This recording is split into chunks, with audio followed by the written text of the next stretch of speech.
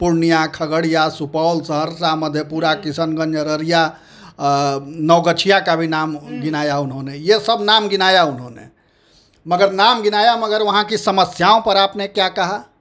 एक शब्द नहीं बोला। इतनी बड़ी बात हो गई, ताली तो बजाइए, ये कहना पड़ा, तब कार्यकर्ताओं ने ताली बजाया। और हकीकत ये है कि पूर्णिया के लोग बता रहे हैं कि हवाई अड्डा कहाँ है। लल्लन सिंह पर चुटकी लेते हुए उन्होंने कहा कि नए नए नेता बने हैं, और नाम देखिए कहा लल्लन सिंह। मगर बांग्लादेशी घुसपैठ का मुद्दा तो आप उठा ही सकते थे, उसमें हिंदू मुस्लिम की समस्या कहाँ है? वहाँ तो उस क्षेत्र के, उस इलाके के जो मुसलमान हैं वो भी घुसपैठियों से परेशान हैं।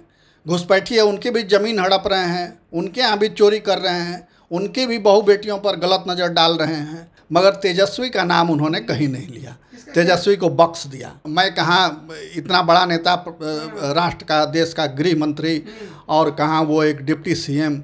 और मज़े की बात यह है कि उन्होंने नीतीश कुमार ने कब कब किसको धोखा दिया उसकी पूरी फेहरिस्त गिनाई। तो देवीलाल से शुरू किया और बीजेपी तक ले आए वो। नमस्कार, आप लाइव बिहार देख रहे हैं। मैं हूं राजमोहन तिवारी। केंद्रीय गृह मंत्री अमित शाह 2 दिवसीय दौरे पर बिहार आ गए हैं। आज पूर्णिया के रंगभूमि मैदान में 31 मिनट का उनका भाषण चला, और उनके भाषण में लालू नीतीश की जोड़ी के साथ साथ लल्लन सिंह के नाम की भी चर्चा हुई। कई बातें उन्होंने पुरानी याद दिलाई और कई नए चीज़ों को लेकर भी उन्होंने बहुत कुछ कहा है। इसी पर बात करेंगे। हमारे साथ वरिष्ठ पत्रकार प्रवीण बागी हैं। खूब बोले हैं सर आज अमित शाह, कैसे देख रहे हैं? हाँ, बोले तो हैं, खूब बोले हैं, और जिसके लिए बोले हैं उसमें खुशी की लहर है, उत्साह और उमंग का भाव देखा जा रहा है भाजपा कार्यकर्ताओं में। तो ये देखिए परिस्थिति, किस परिस्थिति में ये रैली बुलाई गई थी। सरकार से अलग हुई है बीजेपी से संबंध तोड़ लिया नीतीश ने, उसके बाद सरकार छोड़ना पड़ा इनको। तो सरकार से अलग होने के बाद एक पार्टी में डिमोरलाइजेशन का भाव है कि सरकार से हम अलग हो गए, कुछ कर नहीं पाए, केंद्र में हमारी सरकार है, उसके बावजूद हम यहाँ एक तरह से किनारे कर दिए गए। तो ये एक भाव पार्टी के अंदर है, रैंक एंड फाइल में उसके।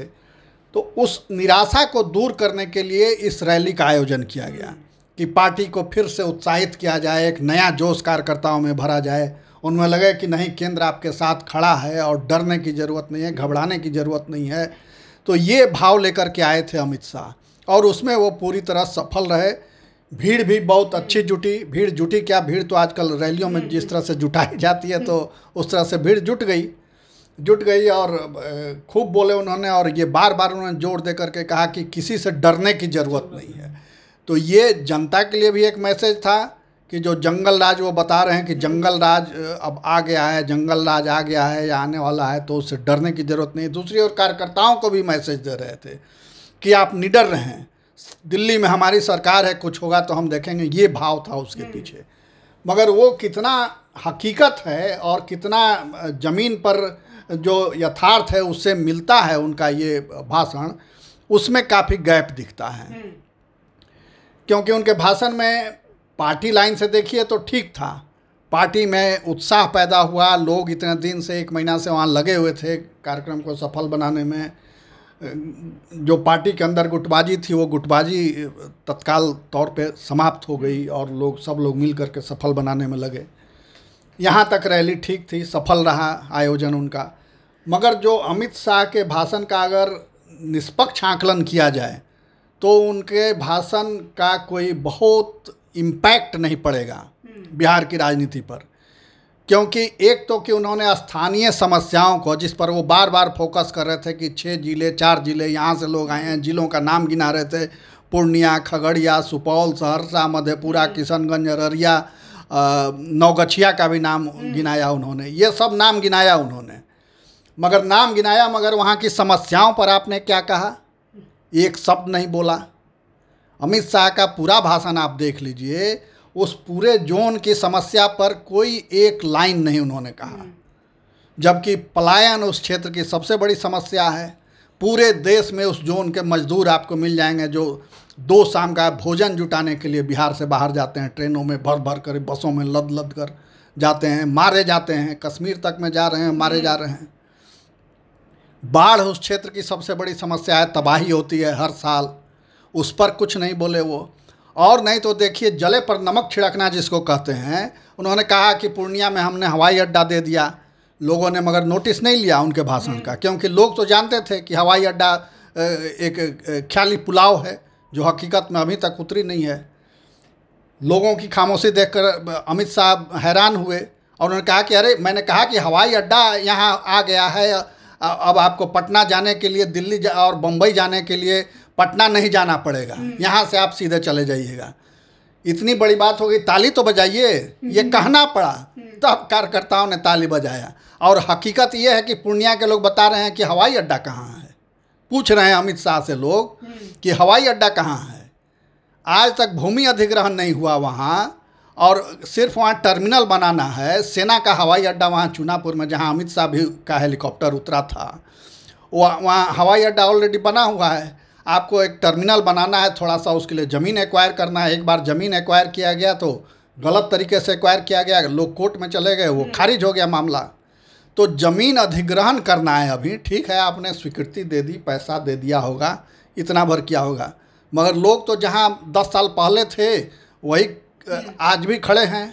हवाई जहाज़ पकड़ने के लिए उनको पटना ही आना पड़ता है, या फिर सिलीगुड़ी के पास वो जाना पड़ता है। और सबसे बड़ी समस्या उस क्षेत्र की थी जिसको भाजपा भी कैश कराती रही है, और उसका कोर मुद्दा रहा है बीजेपी का, बांग्लादेशी घुसपैठ। उस पर भी अमित शाह खामोश रहे, कुछ नहीं बोले। तो ये चीज़ें हैरान करती हैं, एक पॉलिटिकल ऑब्जर्वर के नाते मुझे हैरान करती हैं कि आखिर अमित शाह क्या कह के गए पूर्णिया में, क्यों आए थे।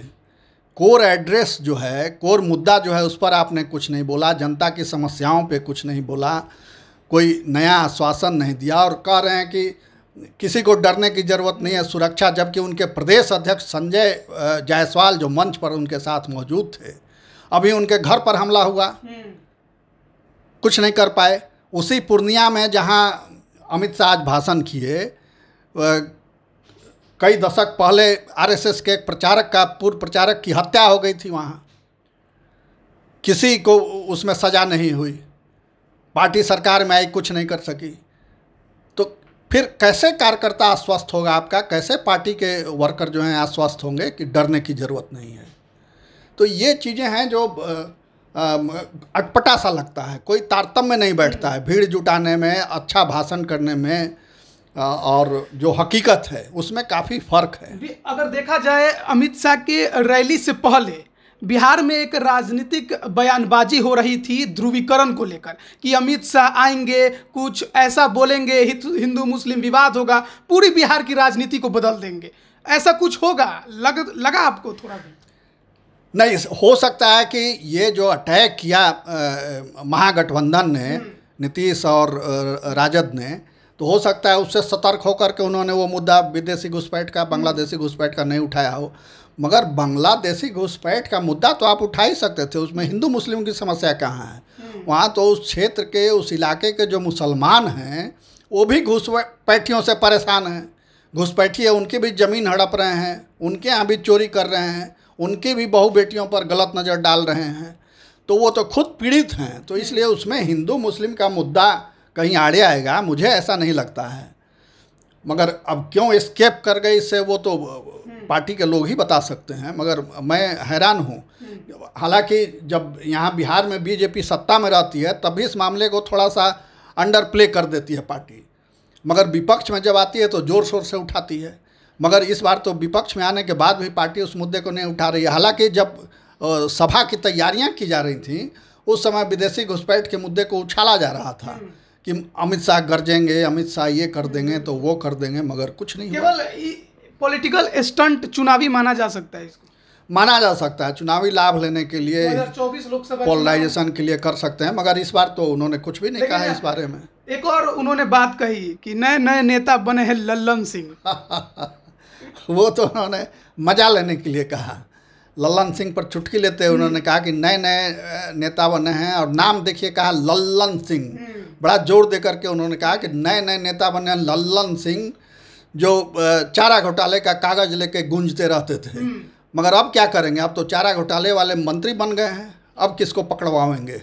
प्रधानमंत्री नीतीश कुमार को लेकर भी बहुत कुछ वो बोल। हाँ, तो उनका पूरा भाषण केंद्रित रहा लालू और नीतीश पर, बिहार सरकार पर केंद्रित रहा, मगर तेजस्वी का नाम उन्होंने कहीं नहीं लिया, तेजस्वी को बख्श दिया। क्या कारण हो सकता है इसका?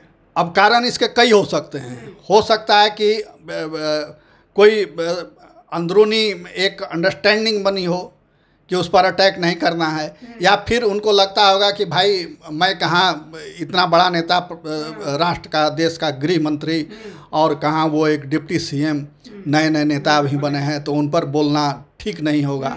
या फिर ये भी लगा होगा कि यूथ में तेजस्वी यादव का क्रेज है, तो कहीं यूथ में गलत मैसेज ना चला जाए। तो ये सब कई चीज़ें हो सकती हैं। अब इन सब चीज़ों को मिला करके उन्होंने ये उचित समझा होगा कि नहीं बोलना, मगर ये वो कह रहे थे कि डरे हुए हैं, लालू और नीतीश डरे हुए हैं। किससे? तो बीजेपी से डरे हुए हैं। मगर हमको तो लग रहा है पूरा भाषण सुनने के बाद कि वो बीजेपी ज़्यादा डरी हुई लग रही है, क्योंकि वो ज़्यादा अटैक कर रहे थे इन्हीं दोनों पर, पूरा भाषण इन्हीं दोनों पर केंद्रित था, लालू और नीतीश पर। और मज़े की बात यह है कि उन्होंने नीतीश कुमार ने कब कब किसको धोखा दिया उसकी पूरी फेहरिस्त गिनाई। देवीलाल से शुरू किया, और मगर उसमें आरसीपी का नाम नहीं जोड़ा, आरसीपी सिंह का नाम नहीं लिया, वो उन्हीं के पार्टी के थे। हाँ, बिहार लालू हैं, इसीलिए तो देवीलाल से शुरू किया और बीजेपी तक ले आए वो। फिर ये भी बोले हैं कि लालू जी को कब दे देंगे, इसके भी गारंटी नहीं। हाँ, तो ये पूछा जाना चाहिए श्रीमान अमित शाह जी से कि आखिर उनको या उनकी पार्टी को ये भान कब हुआ कि नीतीश कुमार पुराने धोखेबाज हैं, दगाबाज हैं। और ये मैं दावे के साथ कह सकता हूँ कि अगर आज नीतीश कुमार भाजपा में आना चाहें, एनडीए में आना चाहें, तो पलक पावड़े बिछा करके पार्टी उसका स्वागत करेगी।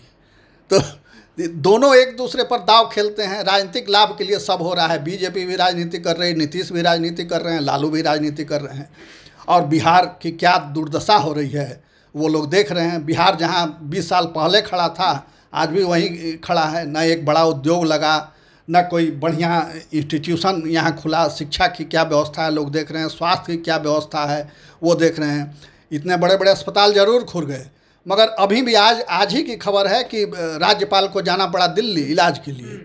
एयर एम्बुलेंस बुलाया गया और उससे वो दिल्ली गए। नीतीश कुमार जी अपनी आँख का इलाज कराते हैं दिल्ली जा कर के।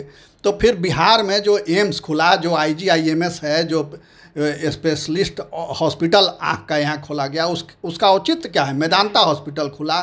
तो जब दिल्ली ही इलाज कराने जाना है तो फिर इन तमाम अस्पतालों का औचित्य क्या है?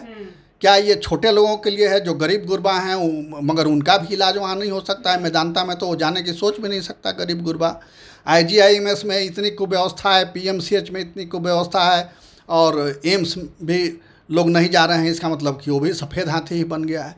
तो बिहार की जो मूलभूत समस्याएं हैं, उन समस्याओं को कोई हैंडल नहीं कर रहा है, कोई उनको दूर करने की कोशिश नहीं कर रहा है। उसके लिए राजनीति नहीं हो रही है, उसके नाम पर राजनीति हो रही है, मगर उसके लिए राजनीति नहीं हो रही है। बहुत बहुत धन्यवाद सर आपका। तो बिहार जो है अब बहुत कुछ आगे झेलने वाला है राजनीतिक दृष्टिकोण से देखें तो। देखिए, बिहार की जब बात करते हैं तो कई पुरानी चीज़ें याद आती हैं। जब केंद्र में सत्ता को बदलने में बिहार का योगदान रहा है, लेकिन एक बार फिर से जब से बिहार में महागठबंधन की सरकार बनी है, बीजेपी के तरफ से पूरी तरह से तैयारी की जा रही है कि 24 में ज़्यादा नुकसान ना हो। और आज अमित शाह जब भाषण दे रहे थे तो नीतीश लालू तो निशाने पर थे ही, लेकिन उनके जुबान पर 2024 लोकसभा चुनाव भी था। जाहिर था नुकसान होने का डर तो सता ही रहा है, और तेजस्वी यादव का एक बार भी नाम ना लेना यह भी बता रहा है कि किस प्रकार से आगे की रणनीतियां